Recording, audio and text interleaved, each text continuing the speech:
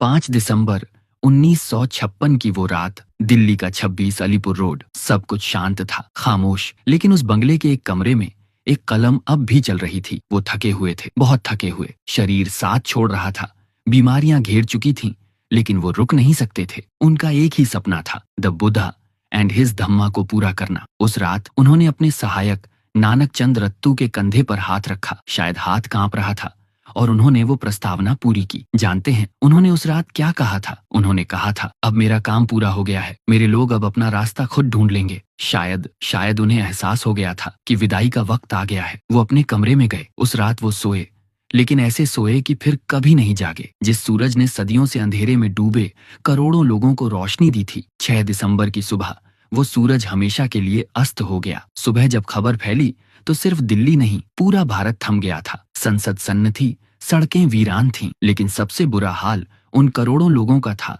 जिन्हें उन्होंने इंसान होने का हक दिलाया था। उस दिन दलितों, शोषितों और वंचितों ने खुद को दूसरी बार अनाथ महसूस किया। जब उनका पार्थिव शरीर दिल्ली से मुंबई लाया गया तो मंजर देखने लायक था। दादर की चौपाटी पर उस दिन 2 समंदर थे, एक अरब सागर का समंदर और दूसरा आंसुओं और जज्बातों का वो इंसानी समंदर जो अपने बाबा को आखिरी विदाई देने आया था। लोग रो रहे थे, चिल्ला रहे थे, जैसे उनका सब कुछ लुट गया हो। लेकिन सुनिए, वो मरे नहीं, बाबा साहब मरे नहीं। वो अपनी आखिरी सांस तक लड़ते रहे, सिर्फ हमारे लिए। जाते जाते वो हमें रोता हुआ नहीं छोड़ गए। वो हमारे हाथ में संविधान की ढाल और धम्म का रास्ता थमा गए। उन्होंने उस आखिरी रात को मौत को गले नहीं लगाया, बल्कि अमर होने को चुना। आज 6 दिसंबर है। आज मातम का दिन नहीं, आज संकल्प का दिन है। जब तक भारत का संविधान है, जब तक हमारी रगों में खून दौड़ रहा है और जब तक हम सर उठाकर जी रहे हैं, बाबा साहब जिंदा हैं, बाबा साहब जिंदा हैं। जय भीम।